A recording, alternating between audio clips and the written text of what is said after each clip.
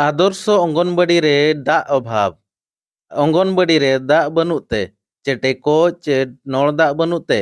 गाड़ा दा को ᱧᱩᱭᱮᱫ खातिर अंगनबाड़ी गिद्रा को खूब मादा रुआ हसु सावते को इज पटमोग कना। दाग समस्या जोटा कि स्कूल रे और अंगनबाड़ी रे टोटल टियोल बनु और अतु रे समस्या तहन कना चे मिटा टियोल रे बाको कुड़क कना दाग जेहेतु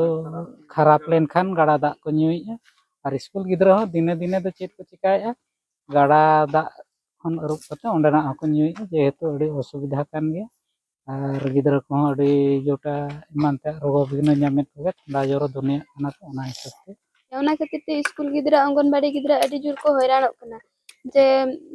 समय रे जदि ओना टिवेल खराबᱚᱜ ᱠᱟᱱᱟ एनखाय दो आले गाडा रे दाग होले यूजेड गया ओना खातिर गिद्रा ठंडा ज्वर हो ᱧᱟᱢᱮᱫ को गया। सरकार कई कई गिद्रा को ओलोग पढ़ाव लगी नापाय सुविधा एमेआ ओना खातिर ते टोठा टोठा रे आदर्श अंगनबाड़ी केंद्र बनावेआ मेनखान लक्ष लक्ष टाका खर्चोग कना आदर्श अंगनबाड़ी ᱧᱩᱛᱩᱢ ते मेनखान सरकारा ओना कुकमु आदर्श अंगनबाड़ी रे बांग पुरब कना। ओनकान घटन नेल ᱧᱟᱢ कना ओडिशा पनत मयूरभंज हनत रे ठाकुरमुंडा बनत केसडीए पंचायत रे चांदी खमन अतु रे नोआ चांदी खमन अतु रेगे 15 लाख टाका ते आदर्श अंगनबाड़ी केंद्र बनाव कना मेनखान आदर्श रे ना गंध हो बनुआ मेनदो फैन झुलब कना बल हो आका कना मेनखान ओना आदर्श अंगनबाड़ी रे करेंट रे सुविधा बनुआ साव सावते दा टंकी मेना पैखाना मेना नड़ मेना मेनखान दा रे सुविधा दो बनुआ बड़हेते अतु रे मिद ढांकड़ खन अंगनबाड़ी रेन गिद्रा दा को ᱧᱩᱭᱮᱜᱼᱟ और ओना अतु रे ढांकड़ खराब लेनखान गाड़ा दा को ᱧᱩᱭᱮᱫ खातिर ते उनको गिद्रा कोआ लाज हसु सावते इज पटम रुआ हसु को ᱧᱟᱢᱮᱫ को मेनते अतु हड़ को लय अचो आका नोआ इदी कते ठाकुरमुंडा वीडियो स्वप्नेश्वर बेहरा कुली ले देखान उनी लय अचो आका जे प्रोजेक्ट एम कना अतु रे जहां ढांकड़ मेना ओंडे सोलार सिस्टम लगाव काते पाइप ते अंगनबाड़ी सेंटर ते दा इन सेटरा मेनते मेन अचो आका मेनखान नोआ इदी कते कैमरा सामना रे रोड लगित बाय लेबेन लेना और ओना चांदी खमन अतु रे 200 खन 250 हड़ मेना कुआ और 200 हड़ लगित मिटांगे ढांकड़ जहां दो अतु हड़ चढ़ाब साव सावते स्कूल और अंगनबाड़ी रिन गिद्रा हको चढ़ाब कना मेनखान जतो हड़ गेपे बाड़ाया सितुंग दिन रे दा रे अभावआ इखा नोआ चांदी खमन अतु रे आघाड़ दिन खन गे दा रे अभाव नेल ᱧᱟᱢ कना नोआ इदी काते दिन कालम खन ब्लॉक सब कलेक्टर एमान ठेन खन दाबी को एमाकाद रेहो सरकार रिन अमाली को नित धरिते चांदी खमन अतु रे नावाते ढांकड़ चेदा रे सुविधा बांको सुविधा का अतु हड़ को मेन अचो का जे जुदी प्रशासन आलिया कथा बाय अंजमा एनखान रोड रास्ता जाम लगी ले बढ़े मेनते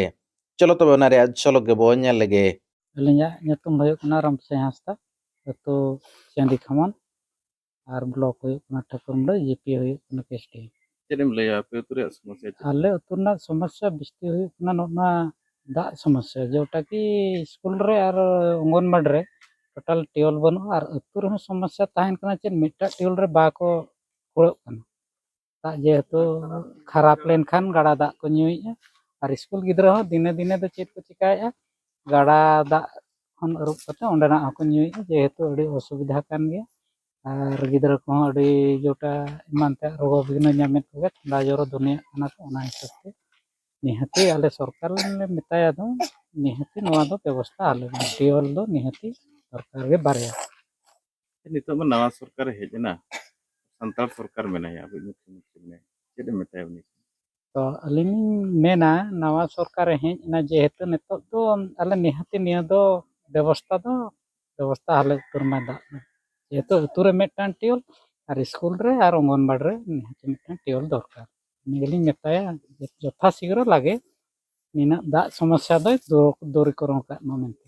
सरकार अपने कथा तो बाय अंजम सरकार आले कथा बाय अंजम खान जहाँ गे आगामी रे जहाँ गे आले रोड ले अवरोधा बखान उनका किसी ले मेताया आले दाग बनू अना माने निहाती आले मा दाग दरकार गे चे न्यू दाग मा ओना हिसाब ते आले इन दिन मेन दोहाय कना तो सरकार दो आले दाग ए मालम ᱵᱤᱥᱛᱤ ᱠᱟᱭᱛᱮ ᱧᱮᱞᱚᱜᱼᱟ ᱥᱤᱛᱩᱝ ᱫᱤᱱ ᱫᱟᱜ ᱨᱮᱭᱟᱜ ᱚᱵᱷᱟᱵ ᱠᱤᱱᱛᱩ ᱱᱚᱰᱮ ᱯᱮ ᱞᱟᱹᱭᱮᱜᱼᱟ ᱟᱯᱮ ᱟᱜᱷᱟᱬ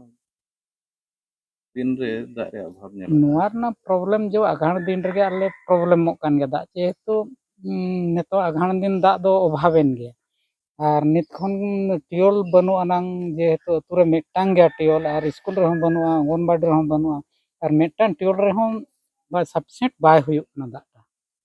जेहेतु नेतो दाग दो अभाव कान गे ᱛᱤᱱᱟᱹᱜ ᱥᱟᱸᱜᱮ ᱦᱚᱲ ᱢᱮᱱᱟᱜ ᱯᱮᱭᱟ ᱱᱚᱣᱟ ᱟᱹᱛᱩ ᱨᱮ नोडे हुयुक ना 200 खन 250 भितर रे हर दो ᱢᱤᱫᱴᱟᱝ ᱜᱮ ᱛᱟᱯᱮ मिटांग गे टियोल ᱟᱹᱞᱤᱧᱟᱜ ᱧᱩᱛᱩᱢ ᱦᱩᱭᱩᱜ ᱠᱟᱱᱟ ᱫᱷᱟᱱᱤ ᱢᱩᱨᱢᱩ ᱟᱹᱛᱩ ᱪᱟᱸᱫᱤ ᱠᱷᱚᱢᱚᱱ ᱴᱷᱟᱹᱠᱩᱨᱢᱩᱰᱟ ᱵᱞᱚᱠ ᱪᱮᱫ ᱪᱤᱠᱟ ᱠᱟᱱᱟ ᱟᱯᱮ ᱟᱹᱛᱩ ᱨᱮᱭᱟᱜ ᱪᱮᱫ ᱠᱚ ᱥᱚᱢᱚᱥᱥᱟ ᱟᱞᱮ ᱟᱹᱛᱩ ᱨᱮᱫᱚ ᱨᱟᱥᱛᱟ ᱦᱚᱸ ᱵᱟᱹᱱᱩᱜ ᱛᱟᱞᱮᱭᱟ ᱥᱮ ᱴᱤᱭᱩᱵᱚᱭᱮᱞ ᱦᱚᱸ ᱢᱤᱫᱴᱤᱡ ᱜᱮᱭᱟ ᱚᱱᱟ ᱠᱷᱟᱹᱛᱤᱨ ᱛᱮ ᱥᱠᱩᱞ ᱜᱤᱫᱽᱨᱟᱹ ᱚᱝᱜᱚᱱᱵᱟᱲᱤ ᱜᱤᱫᱽᱨᱟᱹ ᱟᱹᱰᱤ ᱡᱳᱨ ᱠᱚ ᱦᱚᱭᱨᱟᱱᱚᱜ ᱠᱟᱱᱟ ᱡᱮ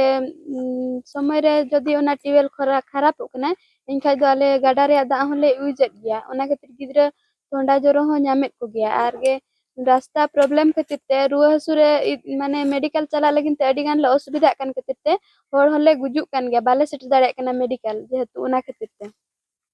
ᱫᱟᱜ ᱠᱚ ᱪᱮ ᱦᱚᱨ ᱠᱚ ᱥᱚᱢᱚᱥᱥᱟ ᱤᱫᱤ ᱠᱟᱛᱮ ᱚᱠᱚᱭ ᱠᱚᱯᱮ ᱞᱟᱹᱭ ᱟᱠᱟᱫ ᱠᱚ ᱛᱟᱦᱮᱸᱫ ᱦᱚᱸ आले वीडियो टेन होले लय लेत गे तहनो तापरे उनका जो तो माने सब कलेक्टर ठेन हो चिट्ठी ले एम लेत गे तहनो तो मेता हाले केना को हुयुआ मेनते नय बरसे पूरा एना बरसे खना बरसे आधा एन गया इथरिते चेन हो बांग हुए कना ᱪᱮᱫ ᱮᱢ ᱢᱮᱛᱟᱭᱟ ᱥᱚᱨᱠᱟᱨ